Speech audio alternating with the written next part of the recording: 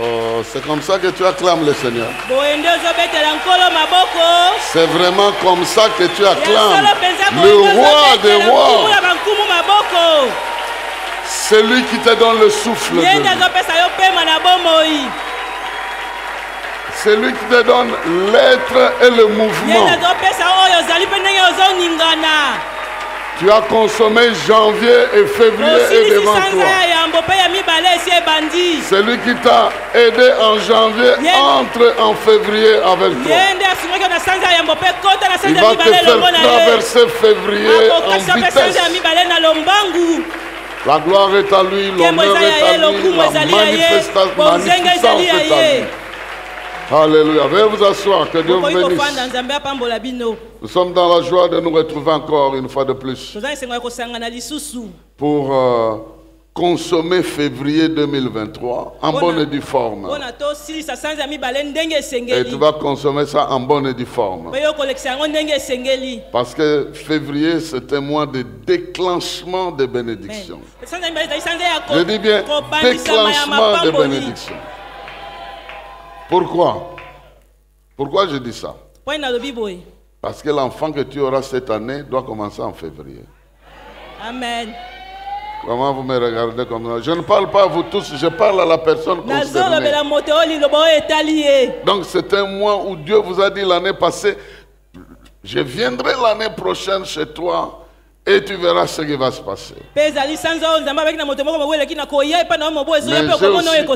Mais j'ai aussi appris que février, c'est le mois de délier-le et laisser-le partir. Amen. Donc, quelque part, c'est le déclenchement d'un processus de vitesse dans ce que Dieu veut t'accorder.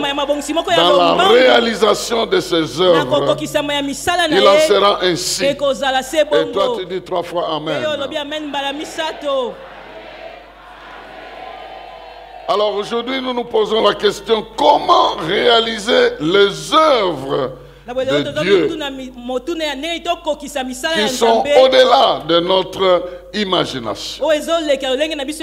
Comment nous pouvons réaliser ces œuvres-là qui sont au-delà de notre entendement? Nous allons commencer par une histoire d'un roi avant d'atteindre l'histoire des rois des rois. Nous voyons un peu comment les rois dans les temps faisaient leurs œuvres. Et comment Jésus a amené une nouveauté dans ce que les rois doivent accomplir. Et dans ce que Jésus a fait, nous allons nous retrouver pour qu'à notre tour, nous puissions l'accomplir. Donc nous commençons par un texte de l'Ancien Testament dans Esther. Esther chapitre 1er, versets 1 à 8. Oh, si une personne sur la terre a été en mesure de faire ces choses ici, je dis bien à quelqu'un qui est ici que tu feras de loin mieux que ce que lui il a fait. Alors, il est écrit ceci. C'était du temps d'Assuérus, de cet Assuérus qui régnait depuis l'Inde jusqu'en Éthiopie sur 127 provinces. Ici, on appelle province, en fait, c'est des pays. Et le roi Assuérus était alors assis sur son trône royal à Suse, dans la capitale. La 3e année de son règne, il fit un festin à tous ses princes et à ses serviteurs, les commandants de l'armée des Perses et des Mèdes. Les grands et les chefs des provinces furent réunis en sa présence. Il montra la splendide richesse de son royaume et l'éclatante magnificence de sa grandeur pendant nombre de jours, pendant 180 jours. Lorsque ces jours furent écoulés, le roi fit pour tout le peuple qui se trouvait à Suse, la capitale, depuis le plus petit depuis le plus grand jusqu'au plus petit, un festin qui dura 7 jours. Dans la cour du jardin de la maison royale, des tentures blanches, vertes et bleues étaient attachées par des cordons de bissus et de pourpre à des anneaux d'argent et à des colonnes de marbre. des lits d'or et d'argent reposés sur un pavé de porphyre, de marbre, de nacre et de pierres noires. On servait à boire dans des vases d'or de différentes espèces. Et il y avait abondance de vin royal grâce à la liberté du roi. Mais on ne forçait personne à boire car le roi avait ordonné à tous les gens de sa maison de se conformer à sa volonté. Toi tu dis Amen. Amen. Un roi qui appelle ses sujets,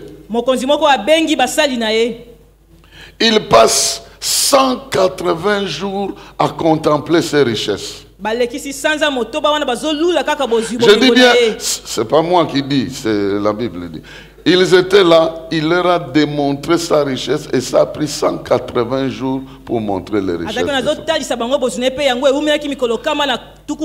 C'est ce que le verset 1 dit. Et le roi Assuérus était alors assis sur son trône à Suse, la capitale. La 3e année de son règne, il fit un festin à tous ses princes et à ses serviteurs, les commandants de l'armée des Perses et des Mèdes, les grands chefs de province réunis en sa présence. Il montra la splendide richesse de son royaume et l'éclatante magnificence de sa grandeur pendant 180 jours.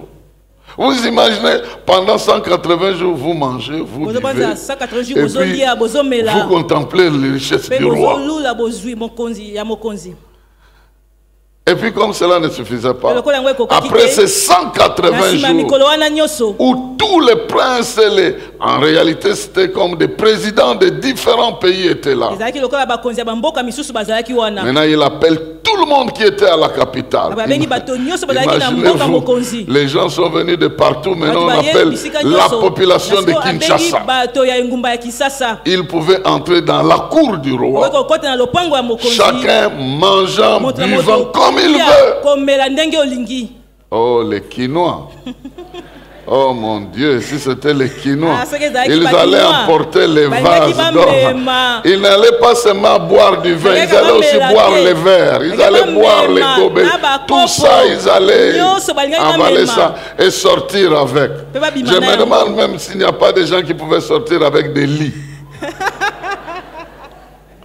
Mais ici, nous voyons un roi qui prend tous ses sujets, tous ses serviteurs pendant 180 jours, un festin de 180 jours. Mais pendant ce festin, les gens étaient occupés à contempler les richesses du roi. Et à la fin de festin, 7 autres jours s'ajoutent avec tout le monde de la capitale, mangeant, buvant, chacun comme il veut. Et vous le laissez, chaque fois qu'il veut venir boire, il va se reposer sur les lits. Après il se relève, il va, il boit, il mange, il va se reposer sur les lits. Vous pouvez imaginer toute une population en train de vivre ce qu'un roi peut offrir. Ce matin, je suis venu parler à un roi qui m'entend ici, que ce qui va sortir de toi est de loin meilleur qu'une histoire de 180 jours, d'enivrer les gens et puis les laisser partir. Toi, tu feras mieux que ça. Tu n'es pas Assuérus. L'histoire d'Assuérus, c'est un très petit niveau. Je suis venu te dire comment Dieu t'a préparé pour faire les œuvres. Si un roi peut impressionner les gens, c'est que toi tu n'es pas dans la série de ceux qui impressionnent. Vous voyez, tout ce monde qui est parti a été impressionné par la richesse, mais personne n'est parti avec. Ils ont seulement observé et ils ont reconnu que ce monsieur est riche. Ils ont bu, ils ont mangé et puis ils sont partis avec le souvenir que ce monsieur-là est très riche. Ils sont allés simplement avec l'impression de la richesse, mais pas la richesse. Nous avons un chef qui est différent. Lui, il ne vous demande pas d'aller observer, contempler ses richesses. Pour lui, dès que vous contemplez ça, vous possédez la chose. Et vous êtes capable de transférer ça à d'autres personnes. Je parle du roi des rois et du seigneur des seigneurs. Alors, quand Jésus vient, il établit un certain nombre de choses pour nous aider à comprendre comment nous devons travailler et réaliser l'œuvre de Dieu. D'abord, il vient pour nous aider à comprendre quel est le but de cette œuvre-là. Comment nous devons travailler? Avec quel but? D'impressionner les gens ou de les affecter avec ce qui est réel pour eux. Jean chapitre 6. Jean chapitre 6, verset 26 à 29. C'est notre première lecture en ce Nouveau Testament. Il dit ceci. Jésus leur répondit. En vérité, je vous le dis, vous me cherchez, non pas parce que vous avez vu des miracles, mais parce que vous avez mangé des pains et que vous avez été rassasiés. Travaillez, non pour la nourriture qui périt, mais pour celle qui subsiste pour la vie éternelle, et que le Fils de l'homme vous donnera. Car c'est lui que le Père, que Dieu a marqué de son sceau. Il lui dit, que devons-nous faire pour faire l'œuvre de Dieu? Jésus leur dit, l'œuvre de Dieu, c'est que vous croyez en celui qui l'a envoyé. Amen. Amen. Ici, Jésus est en train de s'adresser à une foule qui le suit. Ils ont mangé du pain dans le désert. Maintenant, Jésus a disparu. Il a pris la barque, il a traversé. Ils se sont rendus compte qu'il a traversé. Ils sont allés aussi les chercher. Maintenant, quand vous lisez le verset que nous n'avons pas lu, ils ont retrouvé Jésus. Ils étaient dans la joie. Ils disaient, mon maître, mais on t'a cherché partout alors que tu es ici. Mais nous te cherchons partout. Et Jésus leur répond, vous ne me... Oh mon Dieu. Vous ne me cherchez pas pour les miracles, mais pour la nourriture. Je vous ai nourri miraculeusement. Mais vous ne cherchez pas à comprendre comment je fais ces miracles-là. Vous êtes simplement attaché à la nourriture. Donc il dit, vous ne me cherchez pas pour le miracle que j'ai fait. Parce que si vous m'aviez cherché pour le miracle, j'allais vous donner le même pouvoir. Vous seriez en train de faire la même chose que j'ai fait. Là où vous aurez besoin de manger, vous allez produire cette nourriture-là vous-même. Mais à la place, vous me cherchez pour le produit du miracle, c'est-à-dire pour la nourriture que je vous ai donnée. Maintenant, il nous oriente, nous tous. Il dit, travaillez, non pas pour la nourriture qui périt, mais pour celle, pour une autre nourriture. Vous travaillez pour ce qui est éternel, pour ce qui a une valeur, pour la nourriture qui subsiste pour la vie éternelle. Donc, l'œuvre que nous devons réaliser doit être une œuvre qui produit une nourriture qui demeure jusqu'à la vie éternelle. C'est ici que vous devez comprendre qu'il prend la notion du travail et du produit du travail. Chacun de nous travaille. Et avec le salaire qu'il reçoit, il paye la nourriture pour la famille. Mais le travail qu'il veut nous donner, c'est pour nous donner un pouvoir pour agir dans la vie des gens, non au niveau physique d'abord, mais au niveau spirituel. Je ne sais pas si quelqu'un est en train de comprendre. C'est en train de dire, travaillez, venez, exercez votre force, votre volonté et tout ce que vous avez pour gagner un pouvoir spirituel qui va vous aider à affecter les gens jusqu'à l'éternité. Parce que tu peux avoir des magasins, des affaires, engager les gens et tu vas les nourrir physiquement. Ça c'est une bonne chose. Mais ça s'arrête sur le plan physique. Il faut avoir aussi un pouvoir, à part le pouvoir financier qui peut vous aider à aider matériellement. Il faut aussi travailler pour un pouvoir spirituel qui vous permet de nourrir les gens. J'enlève le mot nourrir, de guérir les gens, de délivrer les gens, de soigner les gens, de les aider jusqu'à la vie éternelle. Que vous ayez ce pouvoir-là aussi, de toucher la vie des gens au niveau où l'humain, le physique, l'argent ne peut pas toucher. Que vous puissiez choisir de travailler pour ce niveau-là de la vie humaine. C'est ça qu'il est en train de dire.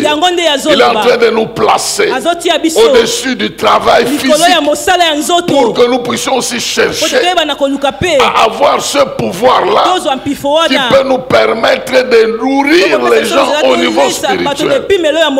Parce qu'il dit, vous travaillez pour la nourriture qui périt. Mais il faut travailler pour la nourriture qui ne périt pas. Cette nourriture qui ne périt pas, c'est le pouvoir que Dieu nous donne de toucher la vie spirituelle des autres. C'est ça le pouvoir. Parce que l'argent, les pains, la chikwanga, c'est le pouvoir matériel que nous avons pour nourrir nos enfants, les élever. C'est pris comme un pouvoir matériel. Parce que quand tu n'as pas la chikwanga, quand tu n'as pas le pain, les enfants vont mourir de faim. Mais lorsque tu as ça, tu as le pouvoir de les maintenir en vie. Et tu es allé travailler dans la société X, Y, Z.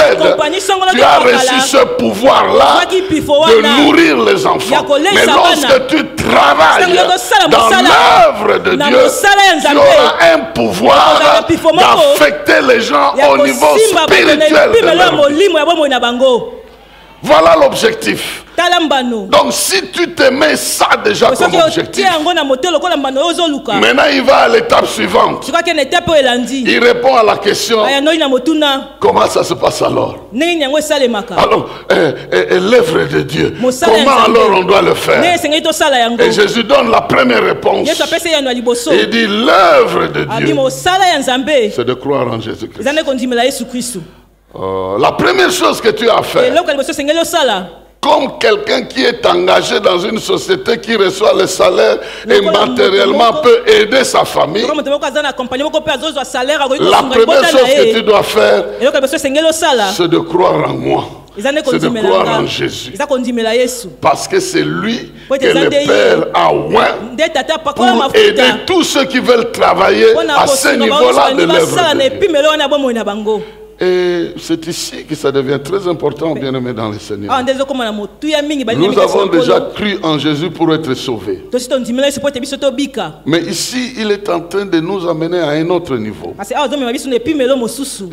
Il est en train d'équivaloir le fait d'avoir un contrat de travail qui vous donne le pouvoir matériel d'aider. Croire en lui est l'équivalent de ce contrat-là. Parce qu'en croyant en lui, comme je vais l'expliquer plus tard, vous avez accès aux choses qu'il a et il peut vous les transmettre afin que vous soyez en mesure d'aider les autres comme lui était en train de les aider. Donc de la même manière que j'ai cru en Jésus comme mon sauveur, comme mon Seigneur, comme celui qui a pardonné mes péchés, comme celui qui a effacé l'acte dont les ordonnances me condamnaient, comme celui qui m'attend pour vivre avec lui d'éternité en éternité. De la même manière, je dois croire en lui comme une source qui me donne la capacité de travailler au niveau spirituel dans la vie des gens. Hein? Quelqu'un est en train de me suivre. moto moko azola Et ndanga quelqu'un est en train de comprendre petit à moto moko petit. Sinon, azososola mwa moke il faut aller moke demander à Dave, Ceux qui étaient il faut aller signés demander na- à tous ceux qui ont l'accord na pasteur pastoral. Dave, S'ils ne to vous ba onyo, répondent baba pas, te- venez bate me soba ya dire. nointe, Parce boya qu'ils koluka auront ngai. échoué à leur travail. Donc la première chose que Jésus nous donne, na boeloko ya liboso yesu azopesa biso c'est la notion de croire en lui. ezali na lolenge ya kondimela ye Et croire égale recevoir. kondima ngi koloba À kozwa ce niveau ici. Écoutez Jean chapitre 7. yoka yohane mokapo ya sambo Jean chapitre 7, verset 37 à 39. Vous connaissez ce passage ici. boyebi litangi yango Mais voici ce qui est dit là. tala oyo elobami Le dernier jour, le grand jour de la fête, Jésus, se tenant debout, s'écria, « Si quelqu'un a soif, qu'il vienne à moi et qu'il boive. »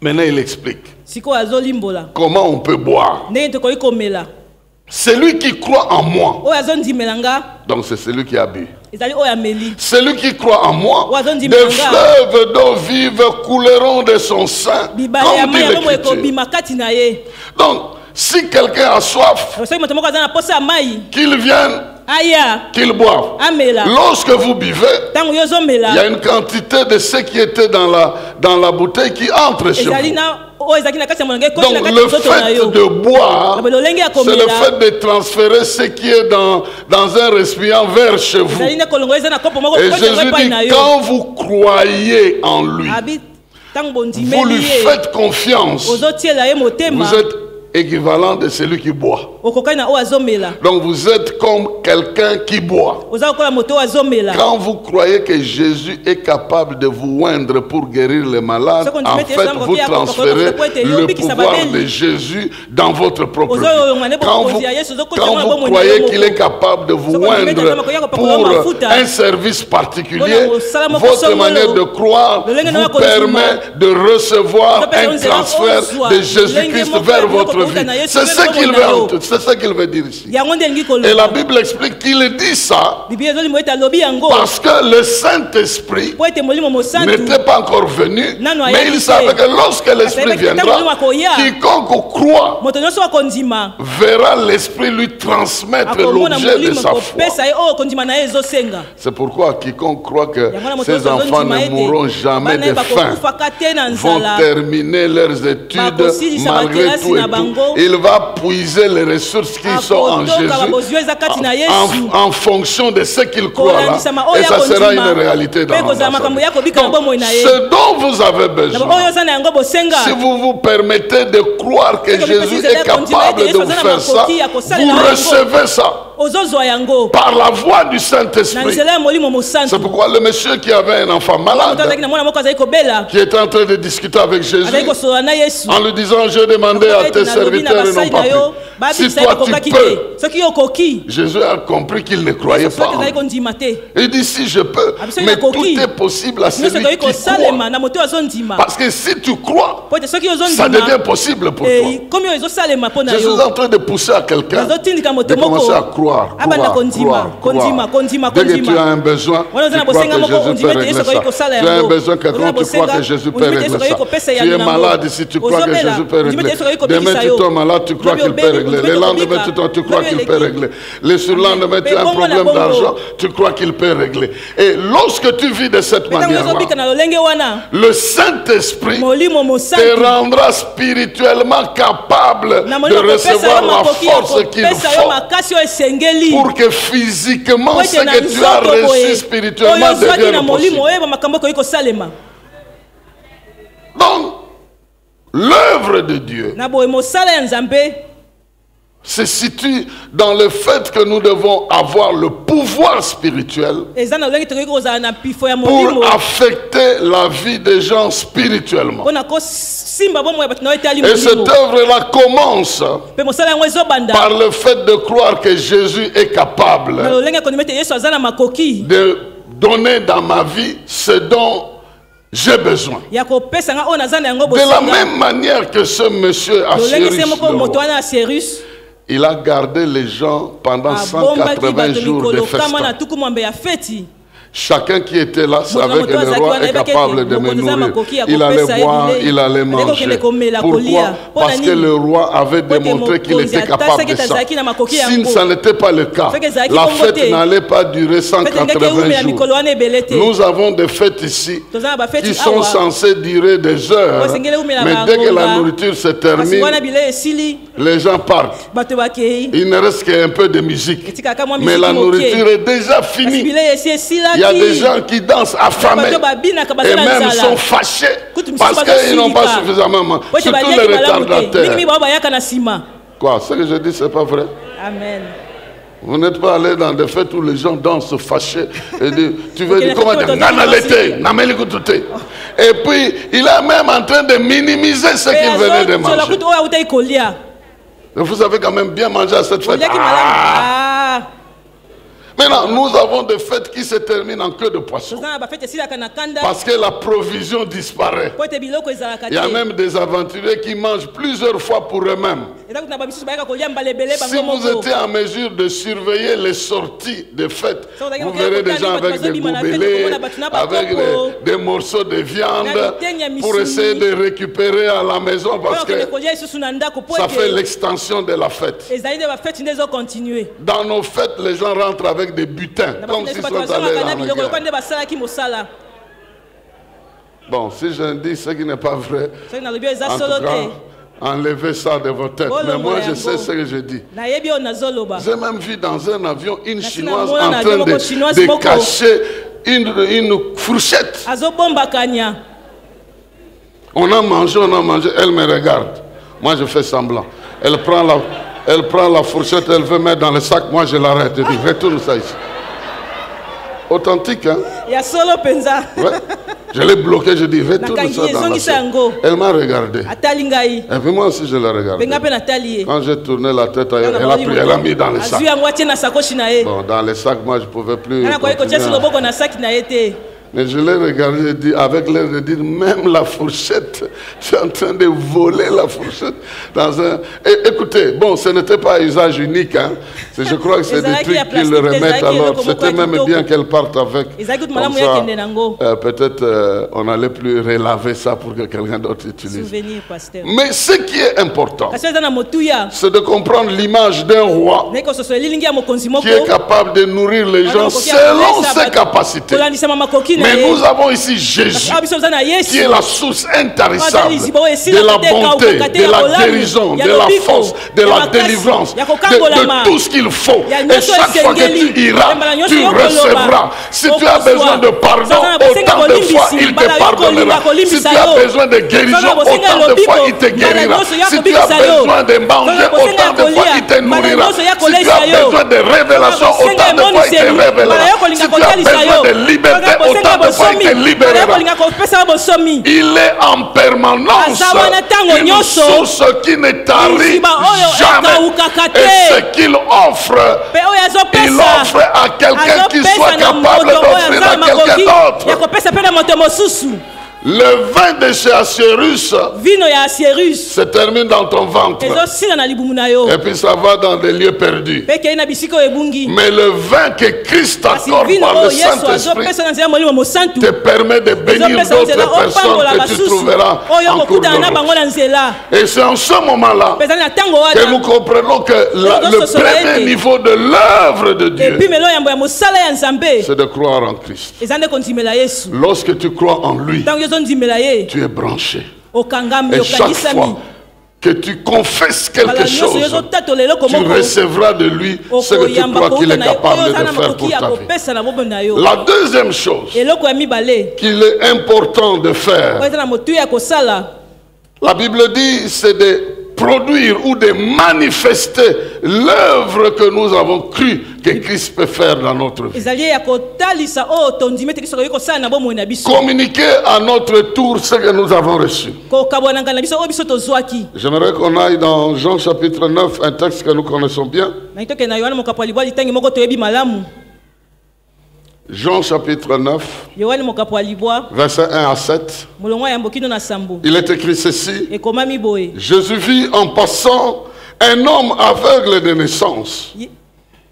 Yesu amoni moto moko akufa miso uta botama. Ses disciples lui firent cette question rapide. Qui a péché, cet homme ou ses parents, pour qu'il soit né aveugle?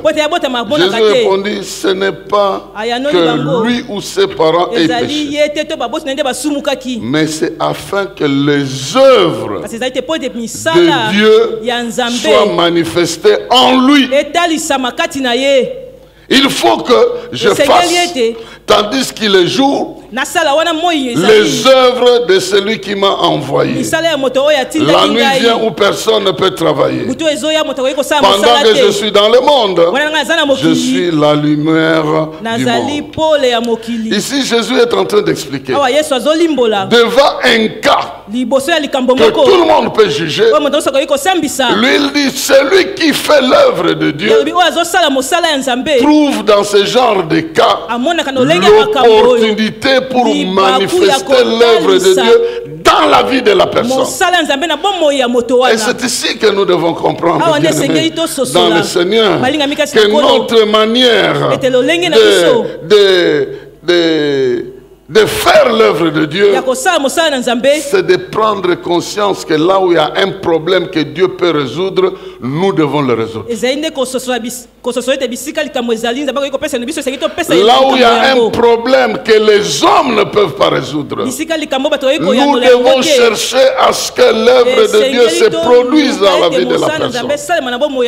Ici, nous avons une personne née aveugle depuis la naissance. Donc l'objet de jugement des gens. S'il est comme ça, c'est qu'il a péché. S'il est comme ça, c'est que ses parents ont péché. Alors, imagine-toi, tu es devant quelqu'un qui a un problème. Il a un problème que le monde ne peut pas résoudre. C'est une opportunité pour offrir ce que Jésus pouvait lui offrir s'il était à ta place. Il y a des gens qui ont besoin de pardon, d'être pardonnés. Ils ont besoin d'être pardonnés. Quand tu le vois qu'il a besoin d'être pardonné, en ce moment-là, tu ne lui donnes pas le pardon, tu lui donnes le jugement, tu ne fais pas l'œuvre de Dieu. Si tu veux faire l'œuvre de Dieu, il faut lui offrir ce qui va apparaître dans sa vie comme une solution. Ici à l'église, nous avons été témoins une fois. Je ne sais pas qui j'avais visité en prison, mais j'ai trouvé beaucoup de jeunes gens qui étaient là en prison simplement parce qu'ils n'avaient pas payé les frais administratifs pour sortir. Les frais de dossier. $20, $30. Ils étaient venus, je crois, c'est allié. C'est qui les avait vus en ce moment-là? Ils ont fait un peu de bruit chez nous là. J'ai demandé au directeur de prison qui sont dans ce cadre-ci. 10 enfants, ça donnait un total de $200. Ces enfants sont sortis. Mais quelqu'un d'autre pouvait dire, mais ils sont là. Donc, mais quand ils sont sortis, ils ne savaient pas que c'était moi qui avais fait. Ils se sont renseignés. C'est qui? Oh, c'est tel pasteur. Ils ont cherché l'église. Ils sont venus eux-mêmes. Ils sont venus eux-mêmes. Moi, je les avais pas. J'étais même surpris. Ils sont entrés à l'ISC là-bas. Ils sont entrés dans l'église. Bon, comme ils viennent de la prison, ils ne craignent personne. Ils commencent à s'informer. Et où est le pasteur ici? Nous sommes des ex-prisonniers. Nous voulons témoigner que c'est à cause de lui que nous sommes sortis. Bien-aimés dans le Seigneur, la personne qui est malade est déjà malade. Le médecin a déjà diagnostiqué que voilà, peut-être il te reste 10-20 jours pour vivre. Si Dieu veut guérir cette personne-là, alors toi tu dois te disposer à ce que Dieu puisse t'utiliser pour communiquer sa force et que l'œuvre de Dieu se manifeste dans la personne. Nous on veut que ça se manifeste chez nous, non? Ça doit se manifester dans la personne qui a le problème. Ça doit se manifester chez la personne qui a le problème. Jésus a dit, il est temps que nous puissions travailler à l'œuvre de Dieu et démontrer ce que Dieu est capable de faire. Ce qu'il est capable de faire, nous devons démontrer démontrer ça. Et lui va communiquer sa capacité là où nous voulons qu'il démontre sa capacité. C'est cette soif-là que tu dois avoir. Si tu as cette soif et que tu crois que Jésus peut faire, et tu es devant un problème, et tu rappelles ce problème-là. Bon, il y a des témoignages qui sont un peu difficiles à aller raconter à gauche et à droite. J'étais à Kikwit il n'y a pas combien de jours? Pendant cette semaine ici, on était en train de prêcher. Et puis on m'amène un enfant. Un enfant devant là. Le papa dit c'est mon fils. C'est un garçon. Mais il n'a rien. Ah, mais comment tu sais que c'est un fils? Donc il a une partie, mais les autres parties ne sont pas là. Bon, n'attendez pas que je vous donne trop de détails ici, hein, je ne vais pas donner. Quand c'est un fils, on voit une chose, et les autres là, on ne voit pas, vous savez. C'est deux autres là qu'on ne sait pas voir, ça n'existe pas.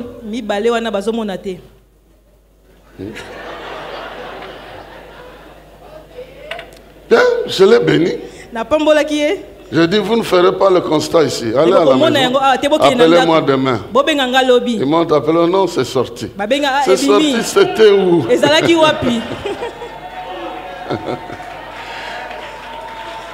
Mais il y a des témoignages qu'on ne peut pas donner en public. On n'amènera pas cet avoir dit, non, il n'avait rien, voilà. Non, rien.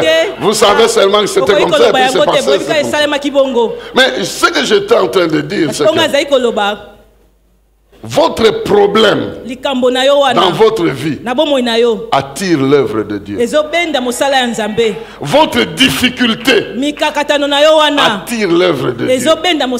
Ça n'attire pas le jugement de Dieu sur vous, mais ça attire l'œuvre de Dieu sur vous.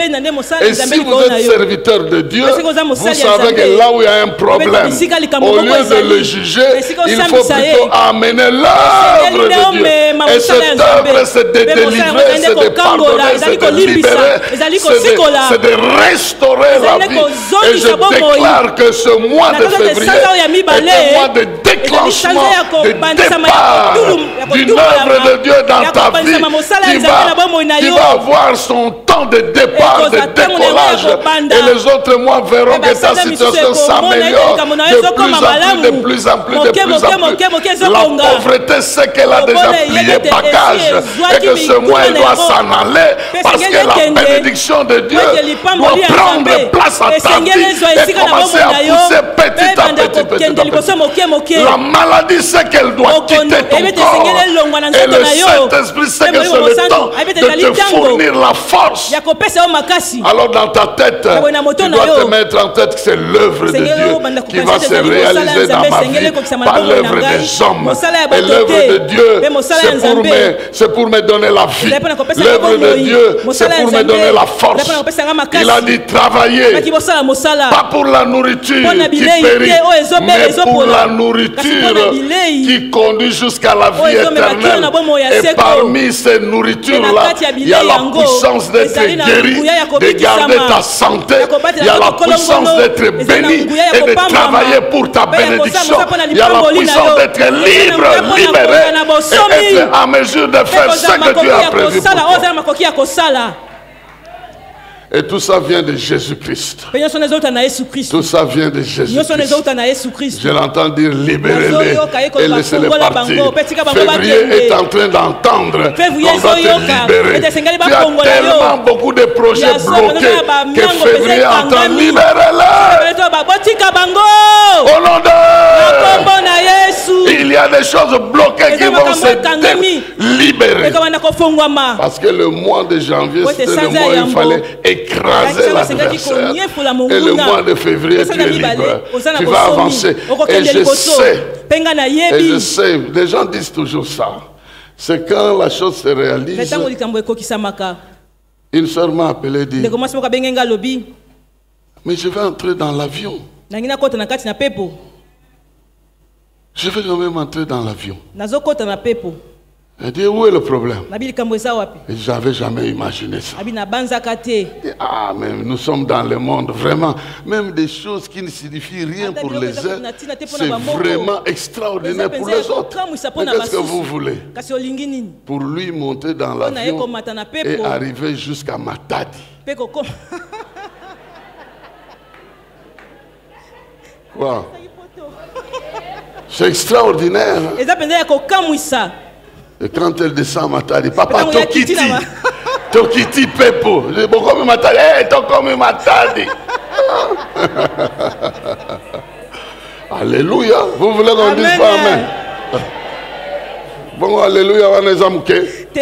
Tous les mots sont dedans. Ce n'est pas alléluia, c'est alléluia. Amen. Donc la gloire soit rendue à l'éternel. Amen. Donc quand vous servez Dieu, vous devez savoir que les besoins des autres sont des opportunités pour Dieu pour vous utiliser afin que par vous il atteigne les autres. Il faut commencer par croire. Deuxièmement, il faut commencer par prendre conscience que vous êtes l'instrument qu'il faut et que c'est vous qui devez faire cet acte-là. Prendre cette conscience-là. Et en troisième lieu, vous devez décider de manifester, de poser un acte. Jésus a dit, le temps est venu pour que moi je puisse travailler. Et ici, il faut dépendre maintenant de l'inspiration du Saint-Esprit pour faire le travail selon que vous inspire. Parce que pour Jésus, il n'a pas guéri tout le monde de la même manière. Il y a des gens pour qui il a prié directement. D'autres, il a envoyé la parole. D'autres encore, il a posé des actes en mettant la salive, la boue et puis va te laver à la piscine. Nous avons besoin de l'inspiration. Nous avons besoin de collaborer avec l'Esprit qui est prêt à nous fournir ce qu'il nous faut. Et le Saint-Esprit, connaissant tous les besoins, va faire de sorte qu'il puisse nous accorder ce dont nous avons besoin au moment où on en a besoin. Je vais terminer avec un exemple que vous connaissez bien de Pierre et de Jean. Ils avaient déjà su que l'œuvre de Dieu c'est de croire. Et ils ont cru. Ils ont attendu l'arrivée de l'Esprit comme Jésus a promis. Mais ils savaient aussi que l'œuvre de Dieu c'est de prendre conscience que là où il y a le problème, nous pouvons servir de moyens pour que ce problème soit résolu.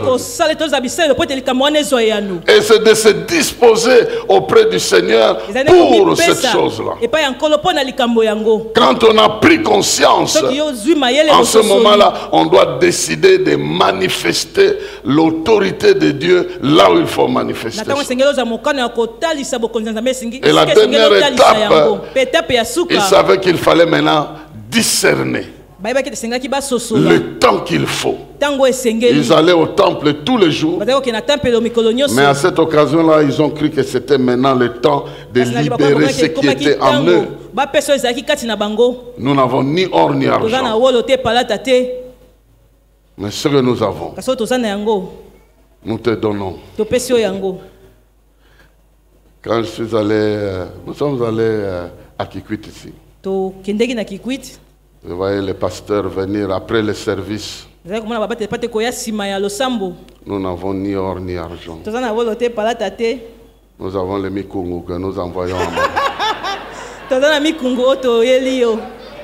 Authentique, hein? J'étais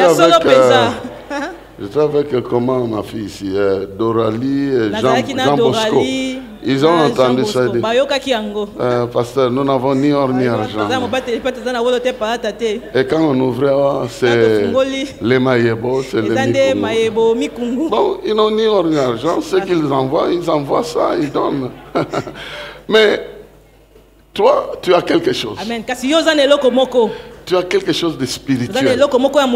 Je suis en train de te supplier de mettre ça en valeur.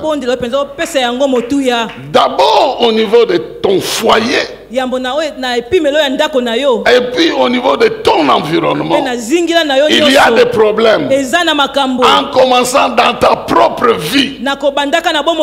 Si tu sais que tu as des problèmes dans ta propre vie, ici je te garantis, si tu appliques ce que je te dis là, tu verras aussi la solution. Parce que tu n'es pas là pour servir Dieu et être écarté. Tu es le premier bénéficiaire de ce que Dieu amène aux autres. Ça passe par toi. De la même manière que tu peux prier pour un malade pour qu'il soit guéri, de la même manière que tu peux recevoir cette guérison pour toi-même lorsque tu es malade. Et tu dois commencer par regarder en toi-même quels sont ces problèmes pour lesquels tu as besoin que l'œuvre de Dieu se manifeste en toi. Et je te dis, le mois de février, c'est ce mois où l'œuvre de Dieu doit se manifester dans ta vie, dans le domaine où il ne s'est jamais manifesté. C'est pourquoi il y a beaucoup de gens qui sont déjà déliés. Ils vont se voir déliés, hommes, mari de nuit, femme de nuit, poursuite la nuit. Ceci, cela, ça disparaît de soi. Parce que vous êtes déliés, vous êtes en train de partir. Mais ce mois aussi, il y a beaucoup d'autres choses que Dieu veut apporter par des visitations pour que vous-même vous ayez des preuves que pour votre propre vie, il a fait quelque chose. Et quand vous serez en train de transférer chez d'autres personnes, vous serez témoin de ce qu'il a fait dans votre propre vie. J'ai appris que ton langage va changer au mois de février. Ton langage sera comme celui de Job, que mes oreilles avaient entendu parler. Maintenant mes yeux l'ont vu, mon corps l'a vu, ma santé a vu ça, mon travail a vu son œuvre, la pauvreté a quitté, la malédiction a disparu. Je vois que quand je commence quelque chose, je continue à progresser. Il y a des gens dans leur entendement, dès qu'ils commencent, ils savent qu'ils vont s'arrêter quelque part. Je vous informe que vous allez être surpris que ça progresse quand même. Ça progresse. Et ce dossier qui a tardé depuis longtemps, et puis ça s'ouvre aussi. Et puis tu pars aussi. Tu pars aussi. Tu pars aussi. Amen. Et ce qui ne devait pas arriver arrive aussi. Parce que quand Dieu te voit avec ton problème, il dit, ceci est arrivé pour que les gens voient ce que Dieu est capable de faire. Ah oui, tu es déjà un candidat à la manifestation de la capacité de Dieu de régler tes problèmes. Mais toi-même aussi, tu es un canal par lequel Dieu veut régler les problèmes. De la même manière qu'il règle tes problèmes, de la même manière qu'il réglera les problèmes des autres par ton canal. Alors je reviens à toi comme une dernière version d'Assyrus. Dans toute ta vie, il y a des gens que tu dois entretenir, des gens que tu dois nourrir, des gens à qui tu dois communiquer la puissance de l'esprit, des gens qui doivent fêter la vie avec toi. Et pour toi, ce n'est pas 180 jours, c'est autant de jours que Dieu te donnera de vivre. Tu es béni pour être à mesure d'être un canal infaillible, un canal permanent, un canal de bénédiction perpétuel dans la vie des gens. Et même lorsque tu ne seras pas là, les gens regardent et disent, nous avons été bénis. Je suis ce que je suis aujourd'hui à cause de ce que Dieu a fait au travers de cette personne-là. Je suis en train de prier pour quelqu'un aujourd'hui afin qu'il devienne ce canal. Que Dieu te bénisse, qu'il travaille dans tes propres problèmes, afin de te donner des preuves qu'il est capable, et que par ta vie, il touche les autres pour leur démontrer que ce qu'il a fait en toi, il est capable de le faire chez les autres. Pendant que je parle, je vois qu'on enlève une main de la joue de quelqu'un. Je suis en train de voir ça. Alors je pense qu'il y a une tristesse qui va disparaître de la vie de quelqu'un qui se met déjà dans un état de tristesse. Mais comme Dieu connaît ton avenir, il te dit réjouis-toi déjà, réjouis-toi. Comme moi je connais ce qui va t'arriver, alors je t'informe de commencer déjà à te réjouir. Parce que les jours qui viennent, tu verras de quoi Dieu est capable, non seulement dans ta vie, mais dans la vie des autres personnes, au travers de toi. Bien-aimé dans le Seigneur, comment faire l'œuvre de Dieu? Croire en Jésus pour puiser ce qui est en Christ, identifier les besoins dans la vie des autres et communiquer les grâces que Dieu a mises en toi pour que la vie des gens soit visitée de manière particulière. Et non seulement cela, mais continuer à discerner les temps et les événements afin de rester toujours en train de travailler. Jésus a dit l'heure est arrivée où nous devons travailler. Et il a précisé, et c'est ici que je termine, il a précisé, pendant que je suis là, je suis la lumière du monde. Pendant que je suis là, je suis la lumière du monde. Peut-être cette phrase ne dit rien à quelqu'un pour que tu comprennes la force de cette phrase. Il faut retourner à la création. Quand Dieu a créé le monde, la Bible dit qu'il a donné à la terre un astre qui s'appelle le soleil afin de dominer le jour, d'apporter la lumière. De la même manière que le soleil, par ses rayons, affecte la terre, détermine le temps de la terre. De la même manière, Jésus qui est la lumière du monde, il a été doté par les capacités de la part de Dieu d'affecter ta vie, de changer les événements de ta vie, de contrôler tout ce qui t'arrive, afin que par sa lumière, toi aussi tu deviennes une lumière dans la vie des autres personnes.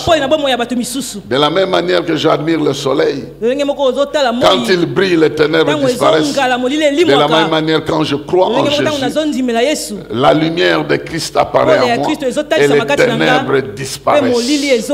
Et maintenant, je peux marcher dans la lumière parce que l'Esprit me dira ce qu'il faut au moment où il faut. Et il me parlera comme il faut. Il me transmettra ce qu'il faut. C'est cela ton cas. Et que cela devienne une réalité dans ta vie et que tu t'engages déjà à faire l'œuvre de Dieu à partir de ce mois de février, parce qu'il y aura beaucoup de visitations pour que ta vie puisse prendre l'allure d'une instance, d'une station-service du royaume de Dieu dans ce monde. Que Dieu bénisse sa parole. Pendant que tu te lèves, nous allons prier le Seigneur. Tu es en train de dire à Dieu, autour de moi il y a beaucoup de problèmes, mais toi tu es là. Tu peux donner des solutions à tous ces problèmes. Mais moi je crois en toi que tu peux m'utiliser pour résoudre les problèmes des gens. Et tout ce que j'ai à faire, c'est de croire que tu es capable de m'utiliser, de toucher les autres par mes prières, par ma confession de foi, par ma démonstration de la foi. Tu peux toucher ma mère, mon père, mes frères, mes soeurs, ma vie, ma santé et tout le reste des aspects de ma vie. C'est la prière que tu vas faire, en train de dire à Dieu, tu veux te connecter avec une foi nouvelle pour que ce mois de février soit un mois où non seulement tu vis les œuvres de Dieu dans ta vie, mais tu deviens le canal de transmission de ces œuvres dans la vie des autres.